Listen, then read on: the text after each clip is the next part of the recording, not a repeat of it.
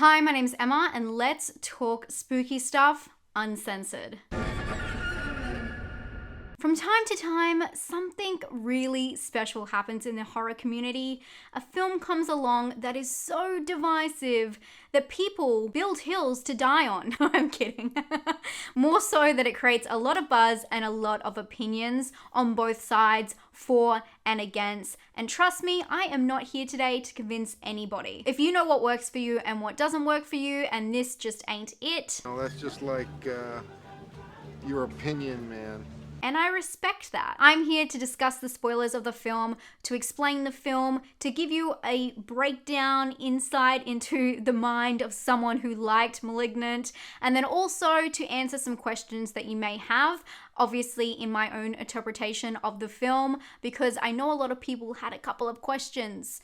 We all had some questions. What happened? And yes, this video is riddled with spoilers. You have been warned. Malignant is the recently released James Wan horror film that goes from WTF to pure shock in 0 minutes flat. And here is my quick roundup. What the heck just happened? The film is about Madison, a pregnant woman whose abusive partner pushes her into the wall. And Madison wakes up to find her partner murdered. When the shock wears off, Madison can't help but shake the feeling that she is not alone. Cue the flickering lights. And then she starts to experience visions of murders that wind up being real scenes. But how can this be? Madison was never there. What we do learn is that Madison was adopted, and this takes us back to the opening scene at the start of the film, when we realize that Madison was in the care of this research facility with her partially formed brother Gabriel. Madison and Gabriel were born as one, as they didn't separate properly as twins, but something else was wrong with Gabriel. He started to develop strange powers, and in this hospital, he began to become destructive and downright deadly. So he was cut off, and I do mean that literally. What was left of him was forced into Madison's brain. Yes, inside her skull. And from there, he lived dormant for many years until the incident cracked her skull, allowing him some sort of freedom. From here, he took over her brain, committing murders while Madison lay dormant or watched in fright, confused, while being a backseat driver. The movie comes to this shocking conclusion when we put all of these clues together and find out that Gabriel really is Madison, but backwards. In the backwards man, backward man in the back. And Gabriel has an impressive backwards fighting scene in which he does have a moment where he swaps out his cool dagger for a chair. But ultimately, Madison's love for her unbiological sister overpowers Gabriel's control, and she becomes the dominant party. And Gabriel is forced to go back into her skull. Does that sound about right? In my opinion, this is where people confuse this movie for being some kind of B-grade batshit crazy horror movie, when really it's hinting and mimicking different genres within the horror sphere. Because I mean, one word, and we've seen this over and over when people talk about this film with the spoilers: giallo. The film is an ode to giallo villains, with Gabriel's black gloves with no purpose, and of course his romanticized weapon. It's a whodunit and house spree, like blood and black lace, or even like a lizard in a woman's skin. And just as bizarre as stage fright, right between the eyes. And somehow we all overlooked the major clue of this in the poster. But for me, not only does this highlight these aspects of giallo films, there's also something else coming into the picture, and that is its ode to Asian horror. The hair, the crawl, and of course, the evil presence haunting from within. There's several Asian horror movies with this storyline, with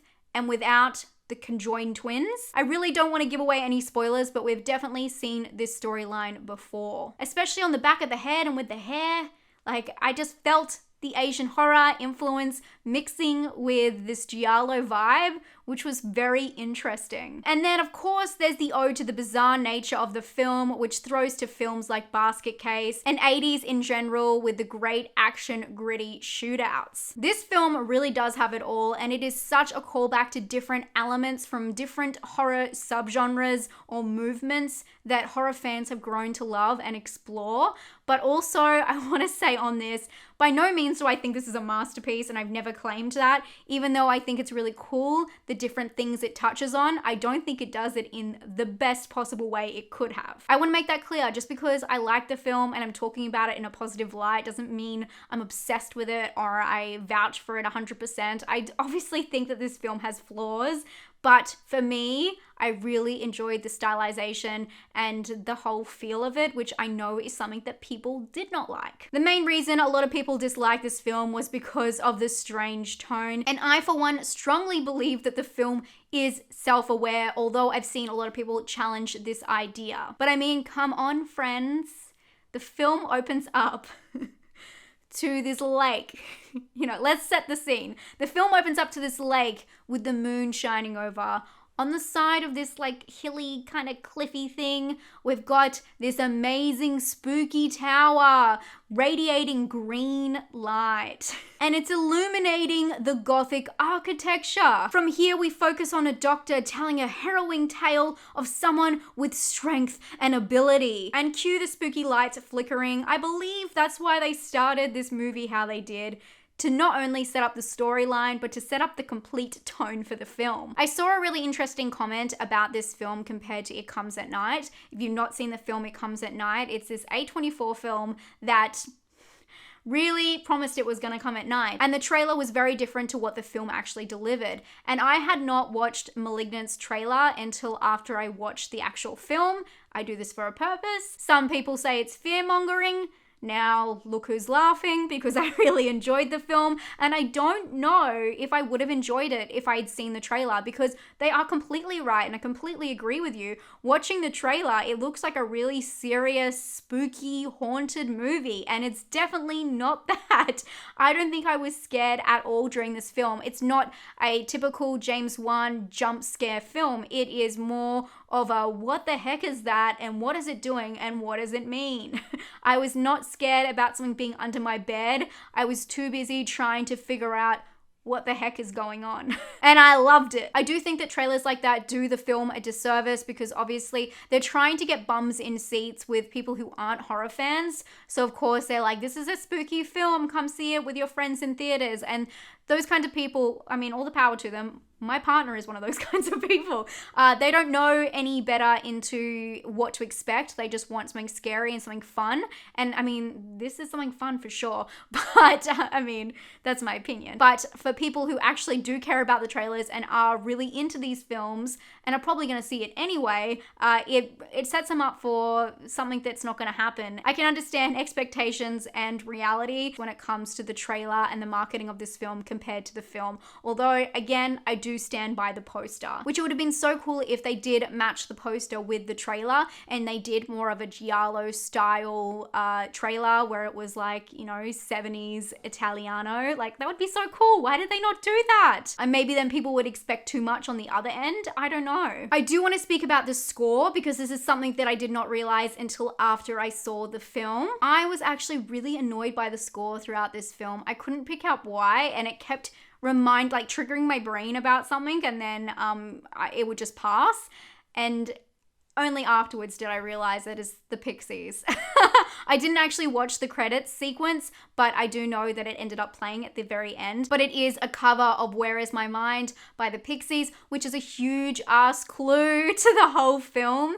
And I think it's something really fun when I go back and listen to it. I wish I could play it for you now, but because of copyright, I can't. But I will link it because it's a really interesting cover. Obviously does not hold a candle to the original. And if you did not know, I am one of the biggest Fight Club fans of all time. And obviously, if I knew that, it would be a big clue, because obviously the Fight Club thing is very similar in a way. So I thought that was really interesting, and interesting that they kind of trigger that response in you to kind of know what it is and not know at the same time. I thought it was actually quite clever, and maybe gave away too much, so I understand why they didn't. I just don't know if everyone realized that, because I saw a couple of comments about people talking about the score, they didn't like it, something felt off, and I felt that too until I realized what it was. So far I've explained the film in short form, the spoilers, and how it kind of works out and how it comes to be, the reveal. We've talked about the tone and all of the homages, and I did talk about the cinematography a lot in my spoiler-free review, but I really want to talk about some comments that I saw about how the film has loopholes and doesn't make any sense. Call it mental gymnastics, but I do have my own interpretation of why it makes sense and why the holes can be filled in. One of the questions I saw is, how does Gabriel call Madison if they're the same person? And that is a really easy answer, but it's got a lot to do with the broader question, which I saw a lot of people ask, which is, why were these powers never explained? Gabriel's powers, and how can he control and flicker light? And believe it or not, it kind of was explained, but I don't think it was as forceful as people wanted. And it's explained as much as anyone having superpowers is explained, you know, except for Spider-Man or, you know, some of the superheroes. It's explained as much as any other entity in a horror movie. So we do start off the film with the doctor telling the camera that the strength and ability that Gabriel has grown. And while they evacuate from all of the glitches that Gabriel is causing, another doctor says that it was like he was drinking electricity and controlling our machines. Gabriel feeds off things. He feeds off energy, whether that be electricity and also human life. As we know, unfortunately, Madison's womb he is drinking from, I'll say it like that. But I think the most important part of this puzzle is the whole opening. They are in a research hospital. They were given up by the young mother who could not take care of them anymore. Gabriel isn't just a twin. Gabriel has super abilities. This is a testing research center. It's not just a hospital. And they have been there for 7 years. Think about the tests that they've been doing on them for 7 years. And since we've got there, Gabriel's abilities have only grown stronger. So what does that say? Gabriel has some kind of special way that he is draining everything around him so that he can have these powers. And as he grows, he is making Emily see these visions. You can think of it as them sharing a brain, of course, but then also Gabriel is able to connect with electricity and speak through it. He's able to put his thoughts into electricity, and they do say this. Gabriel isn't literally cut off because he's a twin. He's cut off because he is malicious, and that's the word they used. He's malicious and his powers are taking over and he's killing people. For me, he is this powerful and angry entity that never got his own body, and somehow he's found a way to speak through other things. Sure, it's not explained how he got these abilities, but that's what the prequel's for, right? Not all super abilities have a really easy story like, you know, Toxic Avenger. But I will give it to you, it is a little bit confusing because it isn't a huge selling point of him. The reveal is that he was conjoined. It wasn't that he had super abilities, so I feel you there. But it does explain how he's able to call Emily / Madison. It's actually one of the easiest answers. He, number one, controls her brain, and number two, he's able to speak through electricity. So yeah, he's there and she's talking to the back of her head. It's pretty straightforward. Come on, guys. It's so dumb. I love it. It's the common giallo twists. It's enough nonsense that you half agree, but then the reveal of the real killer distracts you. And then there's the ultimate question, which we all had in our minds. Whatever happened to the detective, the heartthrob? The last we see of him is this, and he also left his 2 love interests on the line, which was 1, Madison's sister, and 2, the poor lady who was part of the crime investigation unit, who just puppy dog eyes, you know? That really went nowhere fast when they bring in a head detective and then he just disappears and it's like, end of film. It's hilarious. It's so weird. But it is very giallo. Like, that's what happens. You don't have that connection to these characters. It's just how the killings start and how did they stop. But in the end, what does it all really mean? I saw a lot of talk about how this film was boring or pointless. I don't know what film you guys were watching, but I was not bored. That's me being glued to the screen going, what the heck, the whole time. I was captivated. Whether that be good or bad, I was definitely captivated. Besides being a fun and creative way of patchworking every different aspect of horror into a modern day story, giving an idea that we have seen before but in an interesting retelling, the film plays into a discussion that is a hot topic right now, which is self-identity. I feel like people talking about therapy and mental health is a lot less taboo now, and a lot of people talk about their traumas just on a daily basis. You hear that word more and more, and that's something that we've always discovered or, explored within horror, and I feel like this film is all about that. Think about this, Madison is literally carrying around her trauma with her in her brain.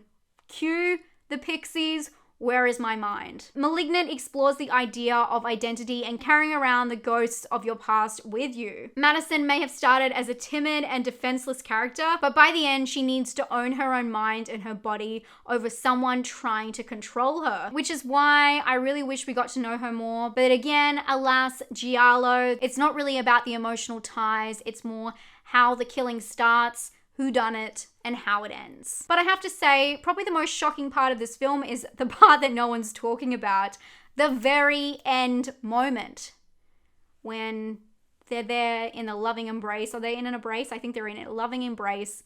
And then the light is at the forefront and it does not flicker. Did you not think that was shocking? Of all of the horror films, and for James Wan film, come on guys, how many spin-offs does The Conjuring have? He did not use that opportunity to take a cheap, but he's still alive moment. He left it. I love that. I was very shocked by that. The most shocking thing is the light. Thank you so much for watching this video. I really liked discussing this film with you. I had a lot of thoughts. I can't wait to read yours down below, and hopefully my explanations made sense. Thank you so much for being here. If you'd like to subscribe, I'd love to have you here. We're nearly at 90,000. Can you see the number? How crazy. And thank you so much for all of your support. I've got a really cool video coming up for you next week, so make sure to hit that bell and I'll see you then. Stay safe and stay spooky, and stay away from Gabriel.